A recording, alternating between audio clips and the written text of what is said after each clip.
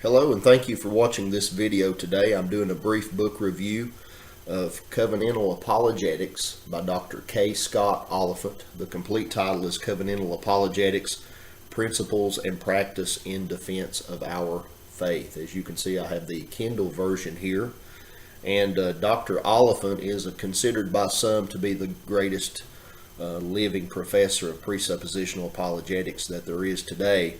I'm not sure if that's the case or not, but I do know that Dr. Oliphant is certainly a blessing. He's a direct student of Van Til and knew him well, and he's certainly a very knowledgeable man in the area of Christian apologetics. So I enjoyed this book very much and gleaned quite a bit from it, and I would just like to share some brief quotes and nuggets that stood out to me in this video today. Early in the book, Dr. Oliphant makes his case as to why Covenantal apologetics is actually a more suitable designation than presuppositional apologetics. I won't try to restate his case in this video, but if you're interested in finding out more on that, he talks all about it in this book. And he also defines Christian apologetics as the application of biblical truth to unbelief.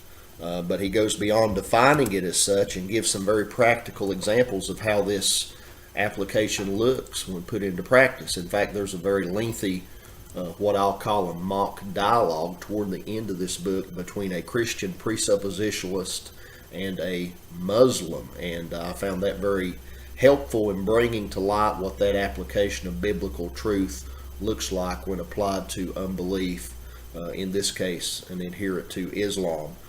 This book strongly upholds the lordship of Jesus Christ and points out that no matter where you are, no matter where you go, and no matter whom you're speaking to, Jesus Christ is there and he is Lord over that person. Dr. Oliphant states in location 617 in this Kindle edition that I have, and this is a quote, he says, "Since Christ is Lord, his truth is truth in every place and for every person. All persons are in a covenant relationship with Christ the Lord. They owe him obedience. The same Christ who rules over you rules over those who oppose him. The fact that someone has not set Christ apart as Lord in his heart in no way detracts from or undermines the central point that he is Lord over all," end quote. So every person on the planet is either a covenant keeper or a covenant breaker. But either way, they are in a covenant relationship with God because they were created in the image of God, and therefore they have obligations to God, whether they embrace that or suppress that. But this book reminds the Christian apologist that it's the Christian faith that we seek to defend and not just general theism. I think of men such as William Lane Craig, who travel the world upholding the affirmative statement that the preponderance of the evidence points to a greater probability that a God exists, and then he'll try to argue back from that statement and make the leap to the Christian God of the Bible. But if you're not starting with the truth of the Christian God of the Bible, you lack the proper foundation to begin with. So all people know the true God, and because of this knowledge they have obligations to him, but the difference is those who are in Adam suppress this knowledge, but those who are in Jesus Christ embrace the truth, and they see the truth for what it is. And in location 2816, Dr. Oliphant writes, "Suppression of the truth always manifests itself in terms of idolatry." That's a fairly black and white statement, but very true nonetheless. And this book also reminds us that our goal in Christian apologetics is not the conversion of unbelievers, because we can never accomplish this goal.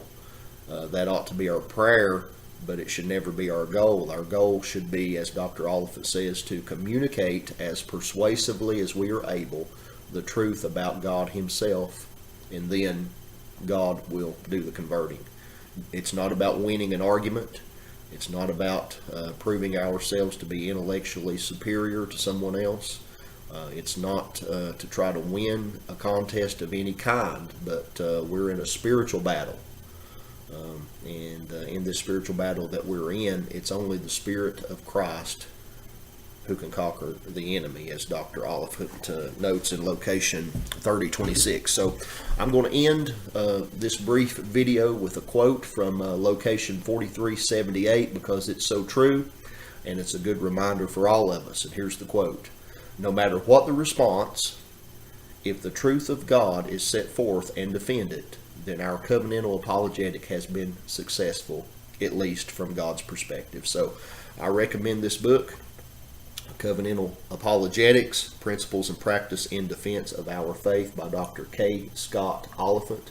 If you've not read this book, please put it on your list. I believe it'll be a great help and a blessing to you as you seek to defend the truth of God in this world today. Thank you for watching.